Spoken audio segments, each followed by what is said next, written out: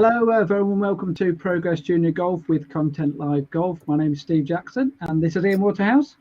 Hello, Steve. How you doing? Are you well? It's good to see you again. Yeah, not too bad. Yeah, absolutely. It's been a few weeks since we last had a chat and covered junior golf, and as you can appreciate, a lot has happened in that time. We've had the Open Championship, which well, so it was a surprise winner. Our tips didn't do badly, but we didn't get the winner, I don't think. So no, and we've had a couple of more live events as well. Yes. I'm a fan. Yeah. Sorry, everybody, but I'm a fan. Okay. Now this let's move on quickly. Now, this podcast is all about junior golf. It's about the next generation of golfers. It's about trying to get more boys and girls playing the game of golf. This is show number 16. So we've 16 done, already. That's it. Wow. Right the way since the start of the year, we've been doing this. Now, this one, we're going to be covering elite competitions in junior golf. Now, obviously, we don't necessarily play junior golf, but just a quick quiz question then for you then, Ian. What's the biggest competition you've ever played in, golf competition? Probably the Fleet Juniors under 10s or something like that. Okay. As you could tell, I didn't make it very far. Is it golf related, or are we talking all sports? Or we're just golf related. So by the sound, probably about the Fleet under 10s. Okay. Junior competition. Yeah, you're definitely not an expert on this subject, then, are you? No, let me tell you, I played a few years ago. I played in a competition called the Home Nations competition, whereby you played in knockout rounds, and then you're going through to a qualifier up in Cheshire, and you went on to represent England, Ireland, Scotland, or Wales in a Home Nations tournament. And me and my playing partner made it through to the final, kind of thing. And I can honestly say, I played a fair bit of golf, played a bit of club golf, and the odd amateur event and that kind of stuff.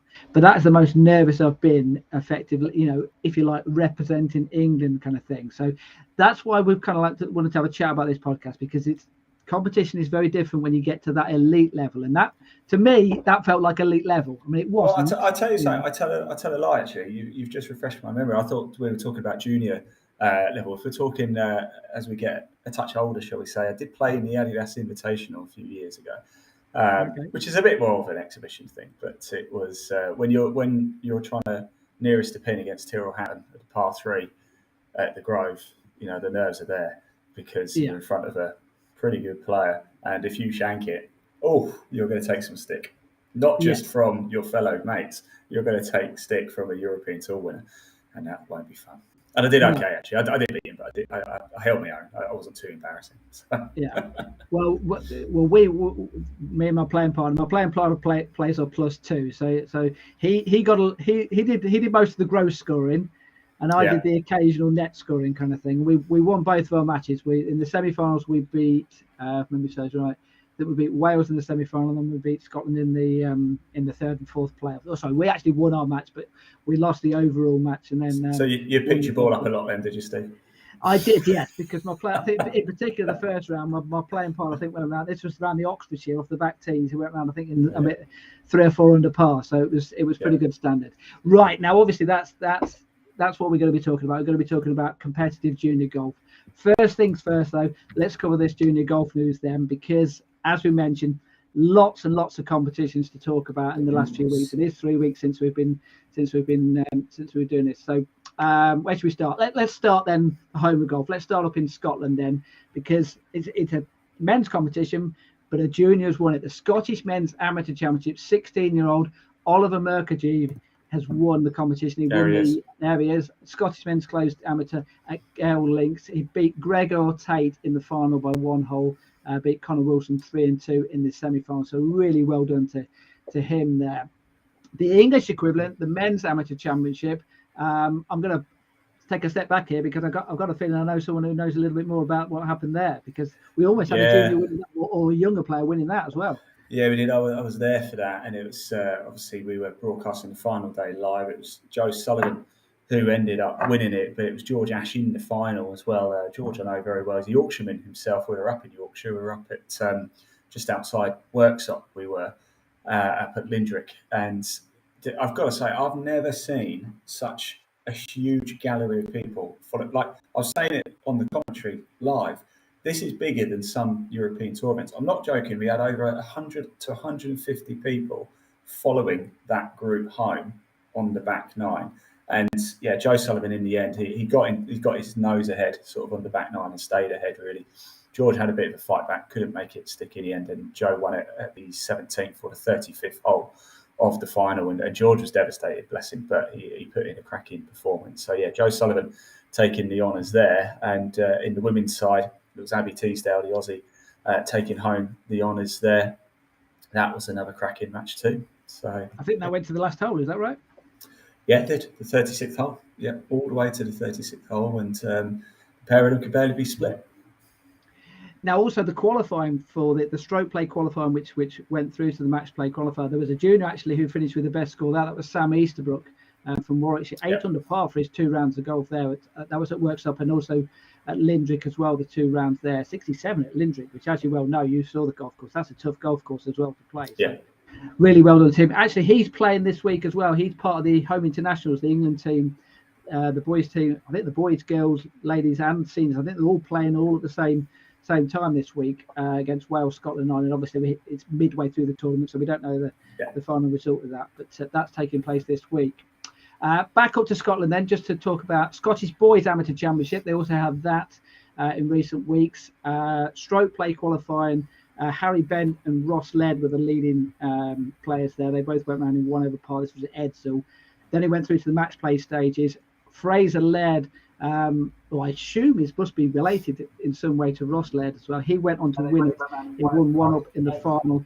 And actually, he was playing against Cameron Mukherjee. So the family there, I think you may remember them playing at the Faldo Series up in Scotland. So there's a few. I think there's another brother as well, if memory serves me right. I think there's 3 of them who are pretty good golfers. So well done to Fraser for winning that. The Girls Amateur Championship, the Scottish Girls Amateur Championship, stroke play qualifier, Robin Fowley was the leading qualifier. That through, I think by the looks of it, they had two finals there. They had the Gross and the Net. The winner of the Gross was Freya Constable, 3-2. She beat Emily Tan, and the Net was won by Casey Robertson. She won 2-1 against Katie Dunn. Let's come back down to England then. McGregor Trophy, that took place at Sherwood Forest. Winner there was Mark Gazzi from Tralee Golf Club over in Ireland. He came over 67, 68, 72, 73. I think he might have been a playoff because he beat Charlie Croker from Thornton. He came up with the same score there. So and actually Charlie Croker won the under 15s competition on the back of that score, the Gene Case Memorial. So well done to Charlie. He's a good player, Charlie, isn't he? His name pops up everywhere. You took the words right out of my mouth there, because he's going to come up in a few seconds' time, because he did well in another competition as well. On the same day, though, they so Ireland, if you like, with Mark Gazzi winning the individual. It was flipped the other way around in the Nations Cup, because it was the England team who won, and that was Charlie, who was part of the 3-player team, Drew Sykes and Oscar Lent, and Ireland finished second in that. Now, Carriage Trophy, though, that took place at Sith. I was talking to one of the referees at the Faldo Series this week, and they were saying that is never looked in better condition than it has this last week. Nice. So well done to the guys who must have got it in fantastic nick. They said the bunkers looked fantastic there. So well done to everyone up in Cumbria. The winner of that was Dylan Shaw Radford, another Yorkshire golfer. Yeah, winner of the Yorkshire Amateur Champs as well, wasn't he? Year or so ago, 2 years ago now. Yeah, I know he's been in form even this year as well. Good score as well. Tell you what, 70, 65, 71, and 67, won by 3 shots from Niles, Shields, Donegan from Mill Valley. There's a couple of Italian golfers who finished joint third in that as well. And we mentioned Charlie Croker. He also won the Hazard Salva in that competition as well. He beat Ben Bolton on count back there. Both of them finished with 3 under par. English girls then, stroke play championship, that took place at the Wilmslow. Now I don't know if you saw this story, but this is a cracking story in some respects, because Rebecca Gardner, Welsh golfer, was flying through 3 rounds, 67, 71, 65. I think she had a 10-shot lead, I think, going into the final round. 10-shot lead. Sophie Fulbrook, though, shot a 62 to win it. Yeah, finished on 13 there she is then. For Melbourne. Yeah, absolutely. Yeah, I've actually seen the footage of her as well on the final hole, just tapping in to win the event, kind of thing. And I got to say, Rebecca was great and everything. You know, she congratulated her, and I was watching all the England players come on and congratulating Sophie, which was fantastic. But I couldn't help but look in the background and see Rebecca walking away, and I think it was her dad who came over, and you can tell that she was inconsolable. But you have to say, you know, I mean, well done for her for playing really well. But if someone comes in with a 62, sometimes you've got to have to stand and go, hey, it's not normal, is it? You know, no, that's it. It's not normal. So when something like that happens, it's fair enough. You and I think that's probably what I think that's what Rory was thinking after the Open Championship, wasn't he? You know, I mean, the guy comes in and shoots a 64. Rory hits every green in regulation. He just, you know, a few putts didn't drop, and that was it. And he got beaten by the better man on the day. So, well, if Rory spent less time slating Liv and got on with his game. But anyway, let's move on. Let's move on back. Yes, absolutely. Right, I'd never have guessed if you hadn't told me. Hazard Salva as well, which once again, this is for the GB and Ireland under 16s. That was won by Imogen Williamson. She finished on 285, 300 par. Second place was Amelia Wan. England Girls Under 16 Championship. This took place at Formby Ladies Golf Club. Winner, that we've got a photo here of the winner as well, Rosie B. Kim. Once again, some fantastic scoring here. 13 under par over 4 rounds, 67, 67, 68, 69. Anyone who shoots 4 rounds in the 60s deserves to win the competition. So well done to her. She won by 6 in the end. Interesting story about Rosie B. Kim. That's not really very interesting. But Rosie and I have shared the ferry over the river at Rocket Hall. There you go. That's correct. Yes. Interesting story. That's really not interesting, is it? That's such a rubbish. Well, the interesting part of it is the fact that you actually broke the law by doing that, because there's only allowed to be a certain amount of people on that, and you and the cameraman meant there was too many people going on that. So if anyone from Brocket Hall is watching, here he is. Get him next time. I think the chain broke after that as well. Probably lugging my big nose over. Absolutely. Big competition taking place this week. Once again, we've not quite got the final result because it finishes tomorrow. That's the Reed Trophy taking place at Lincoln Golf Club. So we'll get all the results from that in the next podcast. Faldo Series event, we did mention it. That took place at the Asbury Golf Club the last 3 days. By all accounts, I was up there taking some photos on the second day, and I've got to say, I know you weren't there this year, but the golf course is the greenest course that I've seen all year, because as we well know, the weather has been pretty hot, shall we say, but a lot of brown fairways out there, not at the Asbury. Well, hats off to the green team then, because that's incredible. Absolutely. Looked in great condition there. And my understanding is, though, and I think we've got a guest on later who's going to probably a bit of a chat about it, is the fact that they cut the greens a little bit short on the first day, and it made scoring conditions a little more tricky than and also put the pins in some how do I word this, awkward spots. But having said that, winning score though was, and we love to see the girls doing well against the boys. Anna Molly, 75, 69 on that second day. And let me tell you, 75 on the first day is good, 69 on the second day. And I was there yesterday. It was windy yesterday, so great. And then the final day, 73 to hold on. Finished 2 shots ahead of Max Weaver, who won the boys under 21 competition on the back of that. Yeah. Third place, another player who we know very well, Lily Rose Hunt. She won the girls under 16 category. And fourth place was Owen Tweed. Jack Soden was a further shot back. And sixth place went to Edmund Fry. The reason I mentioned him is because he won the boys under 16 championship as well. Other big events taking place for the IMG World Junior Championship over in the States. And also a competition which we've brought up on a number of occasions. We've had a chat with the organiser, the Champion of Champions event, which took place in Ireland. By all accounts, massive success. I think there was over 200 juniors from all around the world taking part in that. And the prizes were shared around. I mean, just to give you an idea, of under 19 boys was won by player from Iceland. Same under 15 boys, another boy from Iceland. Under 12 boys, player from Spain. Under 9 boys, South African won that one. Bit of home news though. Scottish golfer Brodie McIver. Well done to him because he won the under-7 boys competition. Girls competition, under 19 girls was won by Freya Jackson from England. Under 15s was Amelia Fang from the USA. Under 12 girls was Alexander Fang, which I assume, I'm guessing here, probably the same family there. So by the sounds of it, that might be a couple to watch out for from over in the States, players to watch out for in years to come. Under 9 girls, Zoe Sofia Pape from Slovakia. And then finally, and let's show the photo because I love the photo. The winner of the under 7 girls competition was Ellie Wang from England. And the reason I love the photo is because I reckon that trophy is almost as big as her. So they do it well in the Champion of the Champions. They make sure those trophies are good, don't they? That picture says to me, her face in that picture says, "Get this picture done so I can put this down. It's too heavy." Yes. This is I've just done how many holes kind of thing, and you're giving me this big heavy thing. I remember. Let me just take that news banner down. So there you go. You can see a bit better there. Absolutely.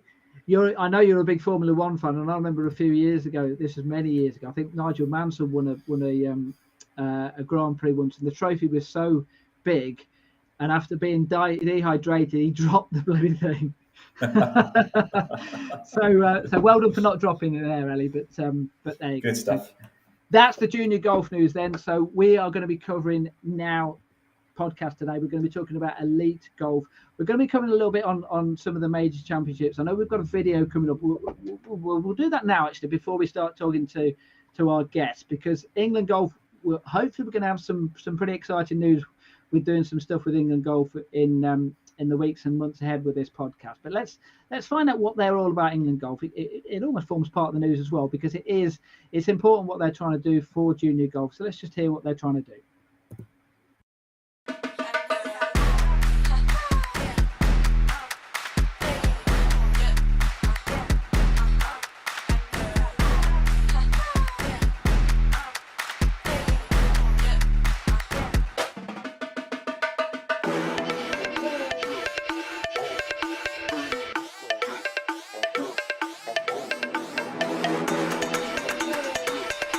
Increasing the profile of golf in schools and communities.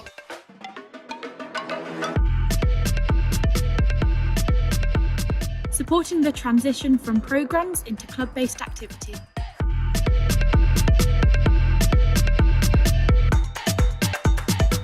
Developing the workforce, supporting junior golf.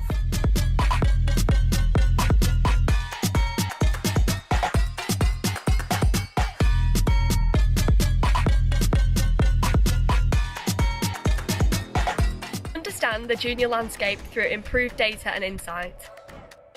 Ensure all counties, affiliated clubs and facilities are Safe Golf accredited, and explore provision for other providers. To drive equality and equity in junior golf with our stakeholders. Strengthen the junior governance structure within counties and clubs. Increase the visibility of junior golf. Provide support to counties and clubs for recruitment and retention of juniors. Identify the workforce supporting junior provision and provide relevant training and education. Increase connectivity with the workforce supporting junior golf. Collaborate with Golf Foundation and other key industry organisations supporting junior golf. Create opportunities within communities for more juniors to experience the game of golf. Support clubs and design initiatives and programmes to be more accessible to a diverse range of juniors. Promote the benefits of golf to juniors and their families.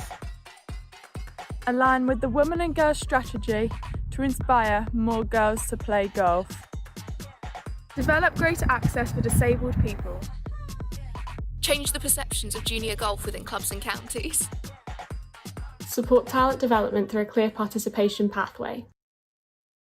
Provides inclusive and accessible championships and competitions for junior golfers. Giving young people a platform to inspire the next generation of junior golfers.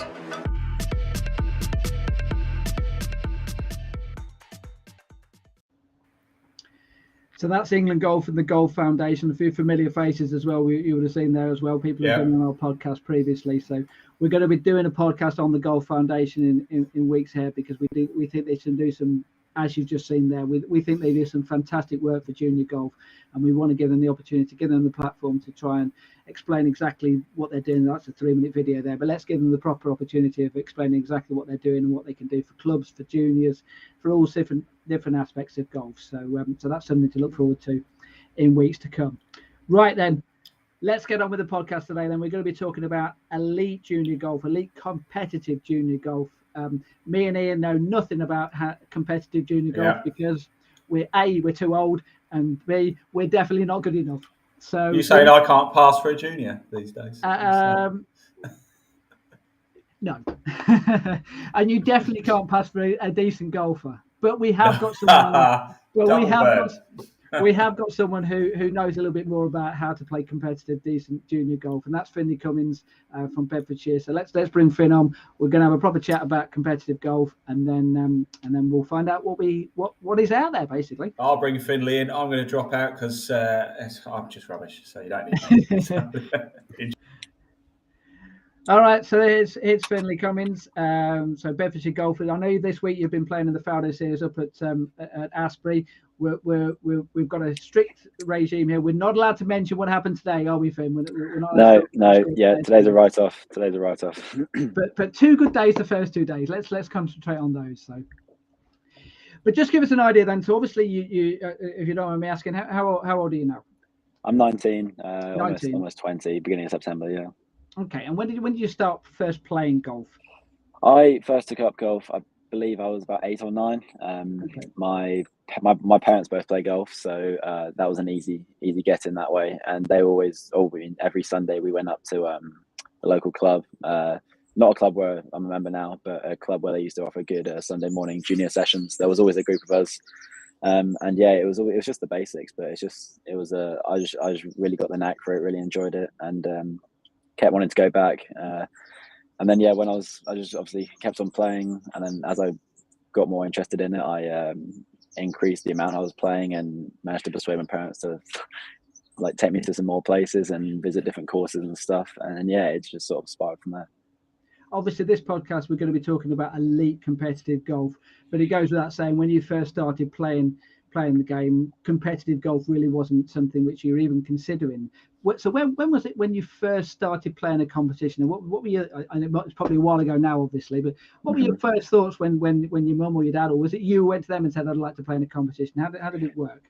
Well, it was basically just because I was going up at the club. We had at my club where I play, Bedford County, we had a great junior section. We still do, really well organised, and they basically just they made competition like the norm. So it would they'd have weekly competitions, not like anything on the line, just to have some fun, just with the other juniors, and from there it just sort of generated the spark of competition fire that you need when you're trying to, or that I developed in the last 10 years or so. That got me to where I am today, and it just definitely, because sometimes just practicing can be a bit mundane, and obviously everyone wants to always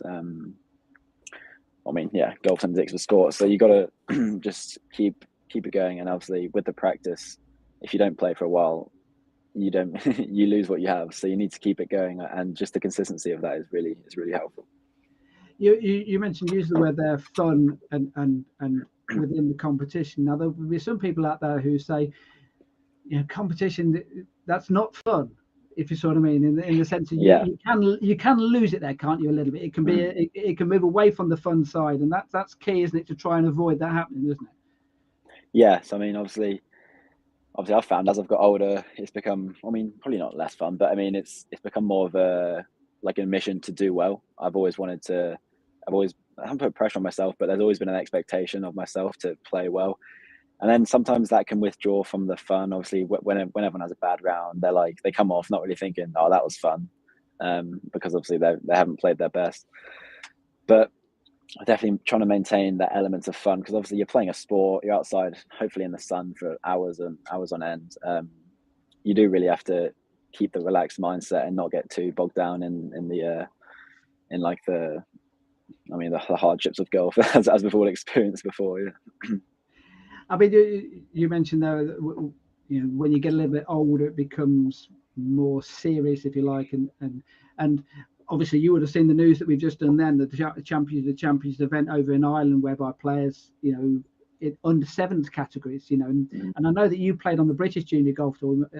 Ian might even have a photo of you when you played on that. But at that age, did you feel as if it was more serious because you were playing in something which felt as if it was a bit bigger than normal?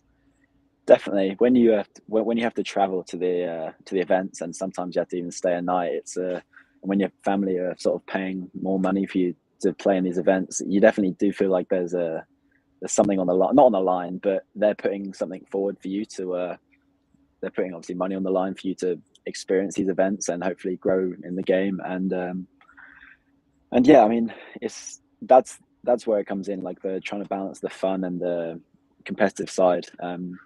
But I've always tried to see the fun side in golf. I mean, however much it annoys me, I still come back the next day. So yeah, and I will continue to do so as well. I'm going to throw in a word, and I'll throw in a phrase which goes with this word as well. And pressure is for tires. Now, at the age when you're young, the word pressure, you shouldn't really have pressure.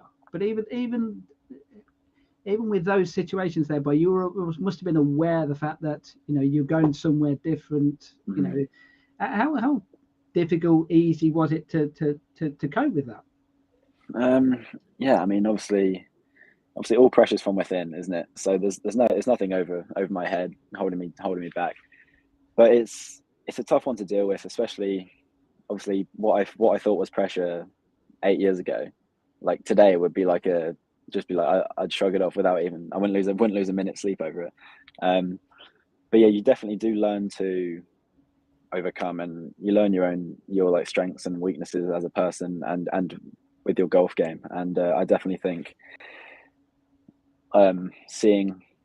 just playing within your game, trusting what you have, I definitely think pressure can be overcome like that. Yeah. And how much did you, even looking back now on those British Junior Golf Tour events, I mean, just give us an idea, what kind of different events did you play at a younger age then? I know you played on the British Junior Golf Tour, I know you played on the Shires Junior Golf Tour. Shires, yeah. What other ones did you play on as well? I played, so I had a lot of schools competitions. I went to Bedford School, and they had, and we had a pretty strong golf program. So we always featured in the national finals and national championships. So that often meant traveling the country with our team and coaches, playing other schools, often on the big stage and like national final matches, which is always good fun. But it does come with a sense of pressure, as you said, and nerves. But I've also played county events for Bedfordshire, from a young age, and then smaller stuff at the club. But I try not to pressure. I try not to say some events are more important than others. Obviously, if you get into a national competition, you're going to try and time your game so you can peak at that event. But obviously, no one ever knows when that's going to happen.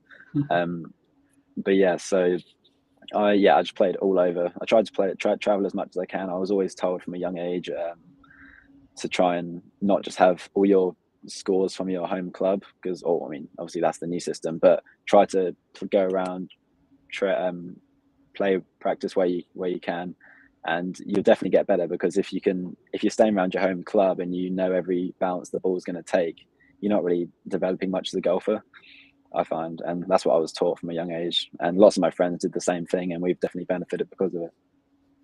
I promise we will get on to talking about more elite competitions, but obviously I just wanted to go back to what you learned as a junior. You mentioned they're playing for your county as well. At what age did you first play for the county then? I played, I believe it was under 14s. It was they have a match. It's the under 14s, under 16s, and under 18s. They all play against each other, and it's quite obviously a fixture every year in the schedule. And yeah, I got picked for that. I believe when I was either 13 or 14, and yeah, I think I had a good showing, so I managed to keep my spot for the rest of the season in the league games. And then I just as I got older, I just played. I managed to keep my spot. I became a pretty valued member of the team, I think, and I enjoyed every minute of it. It was great. It was a while ago, so but can you remember when they first said to you you've been selected to play for Bedfordshire? What were your thoughts at that stage? It was like because it was obviously I was 13, 14. It was the first sort of proper team I'd been put into. I'm still wearing the shirt now, actually, and yeah, I was just thinking like, this is great. Like, I want to keep going and yeah, see it and see how long I can continue this for. Because obviously, there's when you're given the kit, when you're like, yeah, got the badge on your shirt, you're representing them, not just yourself, but you're representing a team. And yeah, as I say, it was one of the first teams I've been picked for. So it was just a great feeling, and I'm glad hopefully I did them justice in the games. Yeah. I use the word pressure. You use the word nerves. Then, so what kind of nerves did you have at that age, and how did you deal with those? I was always quite. Yeah, I mean, the first T-shirt of every county event, I was always bricking it. Like there was no way to avoid that, really. But I mean, it was just sort of just try and get it away. One thing I was taught by one of my county coaches was, if you're ever nervous, like on a shot, just keep saying over and over again in your head what you're trying to do with the shot. If you're trying to hit it like a fade off that tree, or land it on this like post or some line in the distance, always be 100% sure of where you're trying to hit it. And then, because then even if you're not really, like, even if you're shaking, your mind is still focusing on where to hit it, and the chances are you're more likely to hit it there than if you're thinking about how like shaky your knees are or anything. So yeah, that was one thing. I was just trying to stick to the process that you have with your routine, and yeah, just trust that it'll get you through. And obviously moving on then, so you went from playing for the boys team, and presumably you were getting close to being in the men's team as well. How use the word easy, difficult, how was that as you were progressing? Yeah, it was a big step up, obviously, because I finished, because of my birthday was on the wrong side of the year. I finished my last year of county golf when I was 17. So, when I was 18, but I lost a year due to the ages, and yeah, and I was like, oh wow, so that's junior golf done with. And there's a good step up in the Colts team, which is obviously still, all the lads in the Colts are still trying to get into the men's first team. So that's so obviously there's some competitiveness there, but I definitely think it is a big step up, because boys golf, some people don't make the transition as easily as they would think, and it is like you're playing with the top players from around the country. People think that top amateurs don't play county golf, but they do. When it's a big event, such as competition called Seacroft, which is the Eastern Counties foursomes, where that's every May in a Seacroft. That's you get some names there, and when you get sides such as BB&O, Essex, Hertfordshire, like some of the top counties in the country coming up against, and you're stood there with your partner, and then you go to shake hands with you're out first, and you go and shake hands with like the 1 and 2 in the county. You're like, okay, well, this is going to be good. But that's the thing, we were always told, never accept defeat on the first hole, even if you know who they are. They could have a bad day, you could have a good one, and because of that, I've provided many upsets in my time, which is always a nice feeling, because Bedfordshire's they're never the top dogs in the county setup. They always there's some sort of stigma around we always on the back foot, just because of the size and the amount of people we get to select from. But yeah, we do well considering, I think. It's funny, because I was at an event earlier this week at the County Boys Championship, and I was talking to a I think it was a parent and a child actually, and they were saying that there could have been an England international playing in that event, and that event initially, bearing in mind this was the County Championships, didn't actually have a net prize. Now, fortunately, if you like, that person who was an England international didn't play in the event. But I said, if that person had turned up, realistically, of your field of X amount of players, there probably might have been about 4 or 5 of them who had a serious chance of winning the gross. And if you didn't have a net prize to go for, then it's almost a case of, what's the point of turning up, if you see what I mean? So is that a feeling that you've had sometimes, whereby you've turned up at events? You mentioned there about not giving up, even though anyone can have a bad day. But have there been points whereby you play in the competition you thought, they're in a different league to me at the moment? Yeah, I mean, when you tee up alongside guys and you see them absolutely stripe it off the first tee, and then you just like hit one down there, but effectively they don't really end up too far apart. it's obviously it's the age-old quote. It's not how, it's how many, and it's easy to get distracted by the England golf bag or like the full head-to-toe England gear. But at the end of the day, I mean, it's just everyone's playing. Everyone starts on the same score, and I just tried to. I mean, I'm now at the age where I couldn't really care less about what they're wearing or like anything like that. I just think everyone's there to play. Everyone's paid money on the day to play in the competition, and it's anyone's game. So that's why I don't really let it get. I don't really try to think like. Is like that this guy's got an advantage. Is that something you've had to learn though, or is that something which is through confidence that you've beaten these guys previously and you've thought, well, if I can beat them, then I can beat them on any day? Well, yeah, definitely. It even happened couple months ago playing against Essex. I was out one in the singles in the first team, in the men's first team, and one of my mates was like, "Oh, you're playing against this guy," and I was like, "Who?" And he was like, "Oh, this guy. He's off like +5," and I was like, "Okay. I mean, thanks. I don't know what you want me to do with that information." But then I took him to the 18th. He held like a 25-footer he was one up going down the last. He held a 25-footer for birdie. Not much I could really do. And I was like, but I mean, I didn't let it get to me at all. I just think he's playing the same game I am. He may have a few better shots than me over the course of an entire round, but at the end of the day, we're all trying to hit a white ball around the field. So I try not to think about it too much. I just play my game, and if it's good enough to beat him, so it is. Or yeah. Just give us an idea then of some of the major competitions, some of the bigger events now that you've played in, and the different challenges which you face at those events. Yeah, so I've played, probably been playing Faldo Series, as you've mentioned, for about 3-4 years now. My first one of them, I meant maybe 2-3 years ago. Yeah, it was my first one of them was, I believe, at Royal Ashdown, and it was a good event. I was where I had my lowest round actually. I think I shot a 5 under in the last round of the tournament, and yeah, that still is my lowest round. But yeah, it's I've been playing Faldo Series probably a couple of years for the last 3 years. My handicap was never really that low enough to get into a lot of the top like boys amateur stuff, which was a bit disappointing. Like every time I entered the competition, I'd then get belted out. But I mean, that's just the nature of it. But I always found ways to play in stuff that maybe those other guys who have got into the competitions wouldn't. I started playing men's competitions from quite an early age, probably about 16, 17.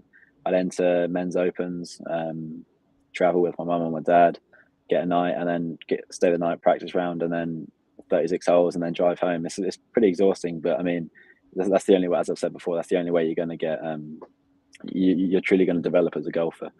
Yeah, what else have I played? Well, I was going to say let's talk about the Faldo Series then initially, because that's a series whereby you have 3 rounds on 3 consecutive days, and for those who are not aware, generally speaking, the second day there's a cut to play in the final round as well, which is the same as if you get onto the top level in men's professional golf. So just go through the process of how you would prepare for that event. Practice day, what would you be thinking on those practice days to play in a big competition? So big competition, I always pin positions are big for me. I always look every green I get to see where they can put it. A lot of the time they have dots on the greens. That's what I normally go to, and then I look at the dots, and then I look around to see where would be a good miss, where if there's any big slopes to the left or right of that dot, and then just getting lines off the tees. Really, that's it. I like to get a number to hit off the tee. Like if I know there's water at 250, like right across the middle of the fairway, I know to lay myself maybe 225, 230 back. I don't like to choose a club that often, because unless I know I can hit that club that yardage all the time, you could get up there in the first round and it'd be 30 mile an hour into the wind, and then you actually have to hit driver instead of forehand sort of thing. So that's the sort of things I look for. Any like complete no-nos as to where to go if there's like a pot bunkers or anything like that.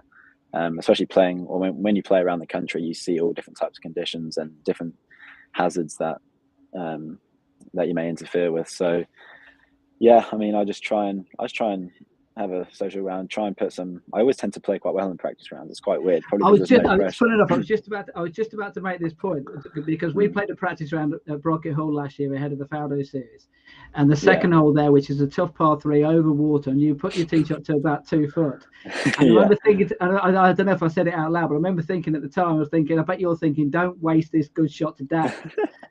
That's the thing.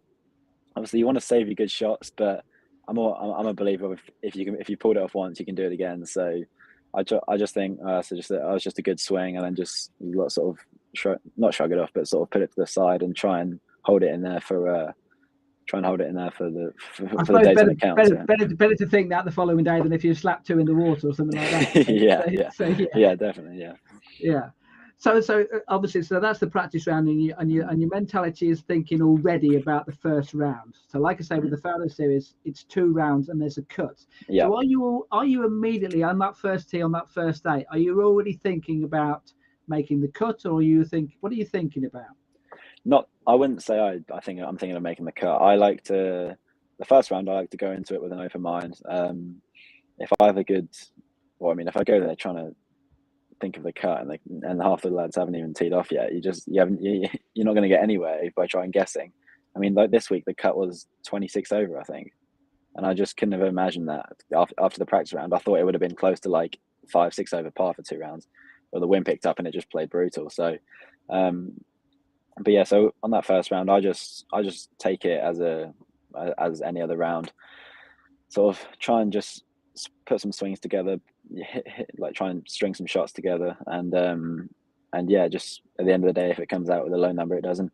But yeah, one thing I'll probably play more on the safer side on the first round. If I have chances to go for holes and go for greens and 2 with danger around on par 5s and things like that, probably hold off, because it's just, you don't want to blow up on that hole early on into a tournament and make a big number, and now you're fighting to make the cut. What you're really gaining, you may pick up an extra shot on the field, but over the course of 36 and 54 holes, it's a small difference. So once again, is that something you've learned over time? The fact that you punish yourself, you kind of put yourself out of contention even before you have the chance to be in contention. Yeah, exactly. I was always told you can't win it on the first day, but you can lose it. So there's that. So you got to play within yourself and not try and do anything. I mean, certainly not try and chase, because what are you chasing? But you can't. I wouldn't play out of your own ability because you feel like you've got to post a number or you've got to make the cut, especially on the first day, because you'll just run into trouble. It might work once. You might have a blinder and then you might be leading, but then you've still got another round and then you've still got to make the cut. So there's a lot to it, but yeah. So how could your mentality change then from the first day to the second day? So let's say, for example, you're in contention, you're leading, you've played well. Do you start thinking, I don't know, how could it change your mentality? Well, yeah, because the cut's after 36, then you got one more round on the Wednesday normally. So if you're in contention, obviously everyone tries not to think about it, but obviously it's always in the back of people's minds. Just this week I was level par for the first round. I was, I think, top 5 or something, and then I was 2 over on the second round, and it was playing very tough. That was one of the best scores going out there. Then I finished double bogey to shoot 5 over. I was a bit gutted, but I came in and I was only still 2 off the lead, and I was like, okay, well, there's all to play for. Obviously, back to the cut, that wasn't really in my mind at all, because I knew with how hard it was playing, the cut was going to be very high. But that's a nice feeling to have, knowing that you've got another round of golf secured. But yeah, it's actually just last week. I was up in Scotland playing at St Andrews. The old course. Not sure how I managed to do that so close after the Open, but I was coming down the last, and I basically, in the competition, I needed to make a birdie to make the cut to then guarantee another round on the old course, and that was pressure. I'd not felt pressure like that before. Obviously, the monetary value of that's about £300, but it's an opportunity that you just can't really miss out on. So, and luckily I did, And okay, so talk us through that then. So everyone knows the 18th hole at the Old Course. So is that within your driving range? I don't know where the tee was for you.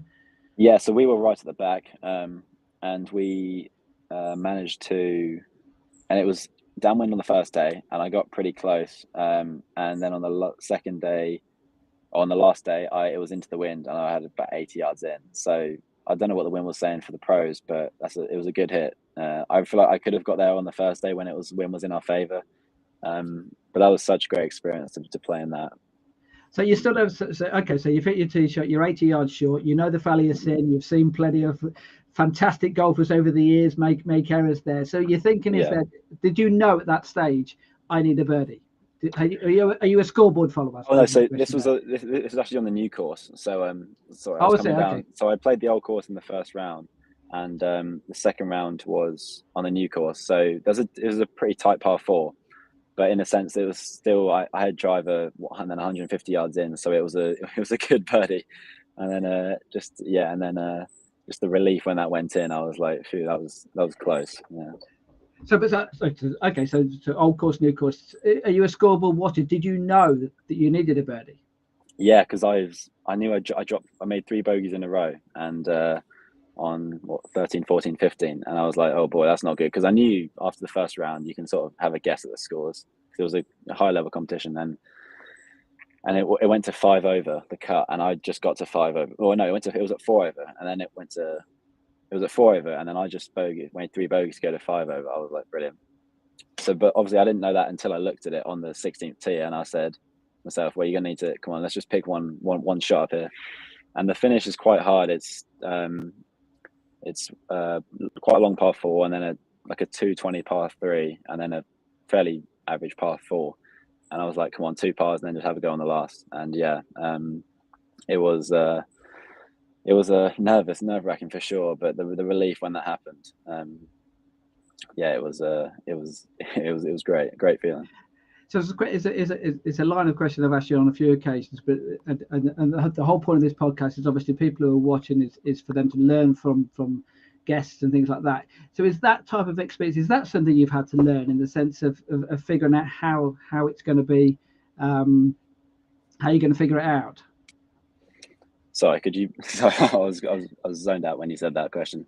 Yeah. So is it something which you've had to learn over the period of your life of being aware of scores and how it can affect you in what competition you're playing in and the scenario that you might have to face on a particular hole? Oh, definitely. I've learned both ways. So I'm just putting my laptop on charge now. Died pretty quickly on me. For all those who aren't aware, we are a live podcast, so obviously this is the reason why. I've been on both sides of that one before. Let me pick on the flat surface.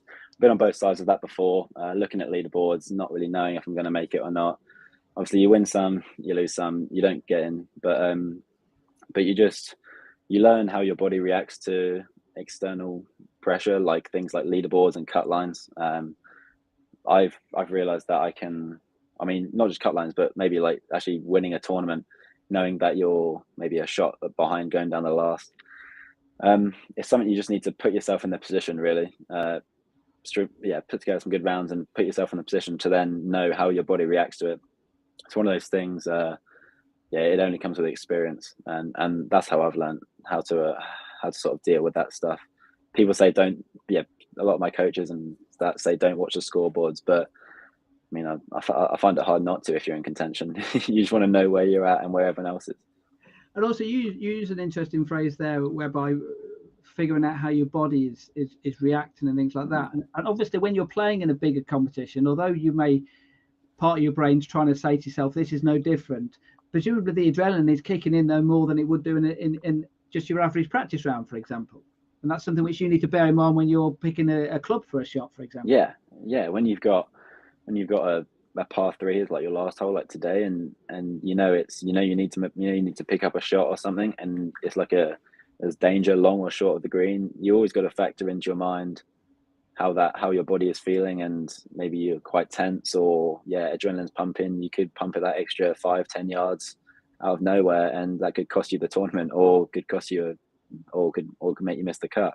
So that's why, yeah, staying in the moment, staying calm is definitely that's what I try to do. I do some like deep, or not deep breathing. I just do some maybe a deep breath before I hit the shot, just to calm the heart rate, because you never want to go into a shot like angst up or on the edge or anything, because the only way that's going to go is badly. So what about the night before? Because are you a good sleeper? Because obviously, if you're overnight and you're leading a tournament going into the final round, how does that affect your brain?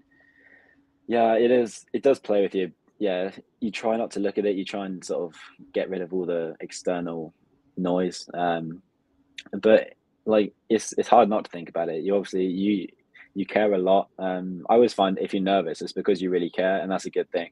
So yeah, it's always there. But yeah, you just try and I tend to sleep quite well, so I don't lose any sleep over it. Yeah, I just stick to the routine. Don't do anything different just because I'm leading or in contention. But yeah, and then just give it your best shot the next day. If it works out, you deserved it. If not, unlucky, try again next week, sort of thing. Now I don't know if you get today's Golfer magazine, but it came through the door this morning. I was reading an article in there from Megan McLaren, somebody who I think you know as well as I do. She's been on the podcast previously, and she has a column at the back there, and she was talking about major championships and how even she looks at major championships differently from. Now, I think she used the phrase of an average ladies European Tour event. Now, we as amateur golfers, we would look at a tour event and go, wow, that's the pinnacle as far as we're concerned. Even she's now putting that to like almost like a normal event, whereas the major is big. Is that something which you've had to deal with as well, in the sense of as your golf gets better, you have to change your mentality towards the bigger events? Yeah, it's something I've done in the last year or two. I've when scheduling events, I've given each event a ranking out of 10. Obviously the top England events being a 9, 10 out of 10, because that's when I need to not be overplaying leading into it, because sometimes I get fatigued, and obviously it shows in the scores. But if you schedule if you plan your schedule properly, and then so these rankings give me an idea of if I can be playing a lot going into them, if I need like a good break, if I obviously practice around the day before, I need to then schedule. I'll try and look at the course beforehand, see what I need. If it's not a driver course, it's not a driver course. Just focus on 2 irons, 4 irons around the place. But yeah, definitely, I've definitely started to approach these big competitions, especially since I've been in America, when they're pretty far and few between. You have an event every 3-4 weeks, so there's quite big gaps in between, and you sort of have to train your body and be making sure you're sort of hitting the peak during this event. Actually, just to point on, you mentioned about you rank the events yourself. Is that literally based on the world ranking points which go with that event, or can it be an event whereby you just feel? So let's say, for example, you want to win the Bedfordshire County Championship one year, and you just think to yourself, to me, that's more important than the ranking points. Is it just a personal thing that you do, or is it just based on the ranking points? It's more of a personal thing. I don't really like to look at the ranking points, because I feel like it gives you a false sense of who's actually playing and what's going on. But I like to, if I like the competition and I like the course, I'll rank it pretty highly, because obviously I've had decent rounds there in the past. I know I can play well around there, so I want to make sure that I'm fully ready to go when the time comes. But then if not, if it's a sort of a lower ranking tournament, sometimes I see a tournament at like a yearly tournament, and it's at a course I don't like, and I just sort of sometimes I just think, Finn, you've had a bad experience there in the past, just put it to a side, and have a fresh start when you go back. So sometimes that's even too hard to overcome, and I just don't bother. But yeah, definitely viewing bigger tournaments. Obviously, it comes with experience, and as I've said before, seeing all the big names turn up to these events, all the England boys squads and things like that, you just got to overlook it and think they're just another player, and there's another player in the field. Just also, you mentioned you've been to the States. How how is it different, the attitude towards competitive elite golf over in America than it is perhaps in this country? It's a lot of the same, honestly. I mean, America is such a big place with so many opportunities and so many people that are trying to do exactly what you're doing. I mean, exactly what I'm doing, trying to crack the circuit and get on the scene and get on the like tour scene. But it's they have, I wouldn't say, from what I've heard from friends, I wouldn't say they have as good a junior setup as we do in England. Obviously, each state has their own junior golf tour, but from what I've heard, they pay an extreme amount of money, upwards of $400-500 a tournament for maybe 2 rounds of golf and a practice round.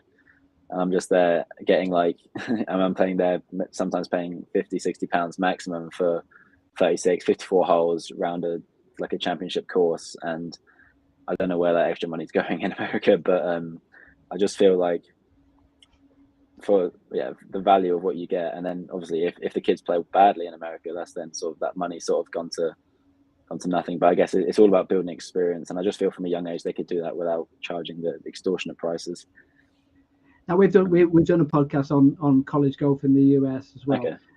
But I just wanted to bring up a point with that, is the fact that the college golf in the US, college golf or college sport in the US is massive, and how much of a feeling, obviously we're talking about elite competition, how much of a feeling does that help you as a golfer, in the sense of, you know, there's Ian mentioned earlier, we're talking about the English amateur championship, whereby there were so many people watching the final group. There's a lot of people that go and watch these college golf events in the States. So how good a feeling is that, the fact that you're going out there in front of an audience as well? Oh, I love it. It's amazing. There's nothing better than hitting a good shot or like holding a good putt, and then you just hear like a sort of flutter of applause from the other side of the green. There's no better feeling than that. And I like playing in front of people. I feel like it brings out a side of me, obviously, that you wouldn't see just playing in a regular midweek medal at the local club. And I definitely think it's something all juniors should get used to doing and not be put off by.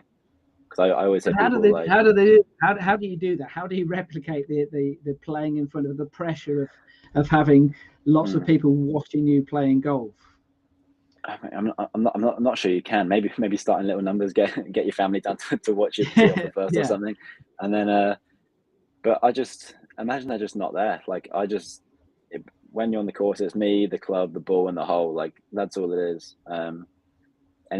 If there's 50 people watching another guy in my group, so be it. But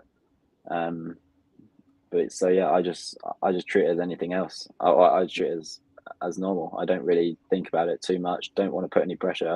I never say like, oh, let's put on a show for these people, because they're not here to really watch you. They're obviously, unless they are here to watch you. But I mean, if you play well, it's a bonus for them. If not, they're still supporting you either way. So yeah. Hopefully Ian's got some photos which have taken of yourself on the golf course, kind of thing, and even just simple things like that. Actually, talking to your mum, there's an old one for you. That is a very old one. Wow. That's more recent. That one's yesterday. That was yesterday. But even fully enough, we were talking to your mum about this yesterday, and she was saying about how good it is for the juniors to have a photographer in front of them, in the sense of, you know, and I feel the same way, in the sense of is that getting that pressure out the way of having to perform in front of a cameraman. Obviously, Ian's done interviews with you on the Faldo Series and other events as well. So talking to the media as well, and kind of like replicating what you may face on a bigger level, you know, and you had that. I mean, that photo, by the way, that first photo was taken in 2017. So that's 5 years ago that happened. Yeah. So how important was just those little things? You might not have realised it at the time, but looking back now, how important is it? Definitely, because it builds the sort of confidence you have seeing. I mean, I always like, whenever I see you at events, I'm like, oh, he'll definitely get a good one of me that I can then use or see later on and go back to. And it's just sometimes good to have that memory of just maybe the first tee shot you hit at the event. But yeah, it's definitely having the whole media aspect of it, with Ian, with the walking around commentating, with the live commentary and all of that. It's definitely good, because it sort of, it makes you feel like you're on the big the big tour sort of thing, or you're on the main tour, which is not a feeling you get when you're a junior, like, at all. So it is really good. And obviously sometimes it doesn't go your way, but it doesn't change the fact that you've put in a good show, and yeah, you've still had interactions with the media, which I mean, I still find quite cool to this day. Yeah. Okay, look, we are coming to the end of this podcast then. So, but just give us an explanation. What's coming up in the future for you? What do you hope to play, and what are you looking to do as a golf career, if that's what you're aiming for? Yeah, so I'm about to start my second year at university in America. I'm at a small Division II school in Arkansas, and then hopefully at the end of the 4 years, I will, hopefully all going well, I will turn pro, and then unsure whether if I come back home or if I stay out there, depending what opportunities arise for me. But that's the aim, to sort of turn pro, play on some smaller stuff, and then sort of progress, get a card and on the Euro Pro, maybe Challenge Tour, and just see how far I can get. The sky's the limit, really. So yeah, that's the aim. And you're going to use some of my. Oh, by the way, obviously the photos I've got for you from a younger age, I'll stitch you up when you come a big player and everything like that. And yeah, I do the same with Charlie Hull and Megan McLaren and people like that, obviously. So I'll get you at a later date. I'll blackmail you or whatever and make sure that you'll have to buy all the photos of me. Yeah. No, I'm joking, of course. Right. Well, obviously, look, I really appreciate coming on the podcast this evening. I know that obviously it's been a long day playing third day of the competition, the Faldo Series. Best of luck, obviously, for the rest of the season. For just those people who are watching, another podcast coming up in a couple of weeks' time, maybe on the Golf Foundation, maybe on something other, but we've got plenty coming up over the weeks and months ahead. So we're going to be covering lots of different topics within junior golf, and I'm sure you agree, Finn. It's important that we do promote the game to the next generation golfers, boys and girls, because they're the ones who not live golf. The juniors, the important ones, aren't they? Yeah, for sure. Yeah, absolutely. Oh, look, I appreciate your time this evening. Thanks very much to everyone for watching, and we shall see you in a couple of weeks. Thanks very much.